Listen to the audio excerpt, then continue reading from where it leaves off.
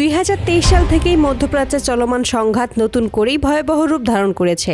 Israel ফিলিস্তিনের গাজা ভূখণ্ডে সরাসরি স্থল অভিযান শুরু করার পর থেকেই অঞ্চল জুড়ে উত্তেজনা চরমে পৌঁছায়। দীর্ঘ এই অভিযানে লক্ষাধিক নিরীহ ফিলিস্তিনি নিহত হয়েছে বলে বিভিন্ন আন্তর্জাতিক সূত্রে জানা গেছে।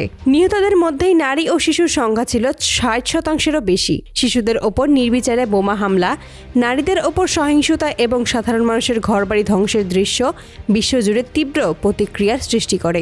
এই অভিযানের সময় ইসরায়েলি বাহিনীর বিরুদ্ধে ত্রাণবাহী গাড়ি, মেডিকেল টিম এবং অ্যাম্বুলেন্স লক্ষ্য করে হামলা চালানোর অভিযোগ উঠে আসে। ফলে গাজা উপত্যকায় ভয়াবহ মানবিক সংকট দেখা দেয়। খাদ্য, পানি ও চিকিৎসার অভাবে লাখো মানুষ চরম দুর্ভোগে পড়ে। মুসলিম বিশ্বের বিভিন্ন দেশ ফিলিস্তিনের পক্ষে অবস্থান নিলেও কূটনৈতিক সমর্থনের বাইরে সরাসরি সামরিক পদক্ষেপে কেউ এগিয়ে আসেনি। এই প্রেক্ষাপটে ইরান ধীরে ধীরে গুরুত্বপূর্ণ ভূমিকা নিতে শুরু করে।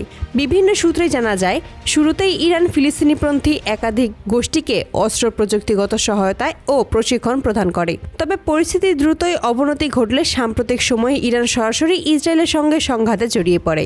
এর ধারাবাহিকতায় গত রাতে ইসরায়েলের একাধিক গুরুত্বপূর্ণ সামরিক স্থাপনা লক্ষ্য করেই ব্যাপক ড্রোন হামলা চালানো হয়। হামলায় ব্যবহৃত ড্রোনগুলো ছিল অত্যন্ত উন্নত প্রযুক্তির সেলথ ড্রোন, যা প্রচলিত রাডার ব্যবস্থা শনাক্ত করা অত্যন্ত কঠিন।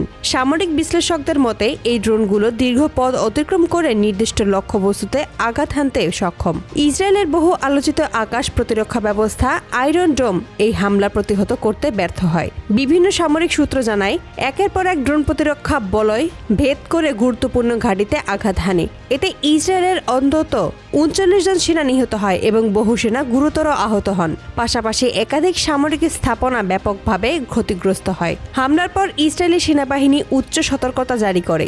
দেশজুড়ে বিমান হামলায় সাইরেন বেজে ওঠে এবং সাধারণ নাগরিকদের নিরাপদ আশ্রয়ে যাওয়ার নির্দেশ দেওয়া হয়। ইসরায়েলের নিরাপত্তা মন্ত্রক জরুরি বৈঠকে বসে পরিস্থিতি পর্যালোচনা করে। প্রধানমন্ত্রী বেঞ্জামিন নেতানিয়াহু এই হামলাকে দেশের নিরাপত্তার জন্য একটি বড় হুমকি হিসেবে উল্লেখ করেছেন বলে রাজনৈতিক সূত্রে জানা গেছে। অন্যদিকে তেহরান থেকে দেওয়া এক বিবৃতিতে ইরানের প্রেসিডেন্ট জানান, এই হামলা ছিল ফিলিস্তিনে চলমান মানবাধিকার লঙ্ঘনের বিরুদ্ধে একটি শক্ত বার্তা। তিনি বলেন, ইরান যুদ্ধ চায় না, তবে নিরীহ মানুষের ওপর চলমান হামলার বিরুদ্ধে চুপ করে বসে থাকাও সম্ভব নয়। প্রয়োজনে ইরান আরও কঠোর পদক্ষেপ নিতে প্রস্তুত বলেও তিনি ইঙ্গিত দেন।